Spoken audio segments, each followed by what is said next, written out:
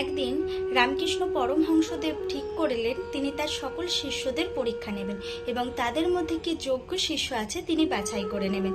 এই কথা যখন তিনি তার সকল শিষ্যদের জানালেন তখন সকল শিষ্য বললেন, ঠিক আছে গুরুদেব, বলুন আমাদের কি করতে হবে।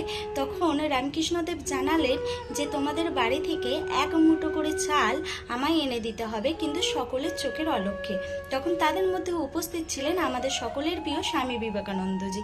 তখন পরের দিন সকলের শিষ্য তার বাড়ি থেকে এক মুঠো করে চাল সকলের অলক্ষ্যে এনে গুরুদেবের চরণের সামনে একে একে দিতে লাগলেন।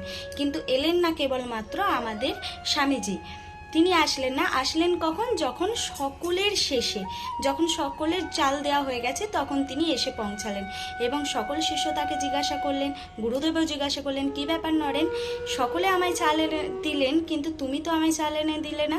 তখন নরেন জানালেন, কি করব গুরুদেব, আমি তো সকলের চোখের আড়াল থেকে আনতে পারবো না, কারণ আমি বাড়ির লোকের চোখের আড়াল থেকে করতে পারলেও আমি কোনোদিনও ভগবানের চোখের আড়ালে কিছু করতে পারবো না, কারণ তিনি সদা সর্বক্ষণ আমাকে দেখছেন। আমি কি করব, আমি আনতে পারিনি তার জন্য।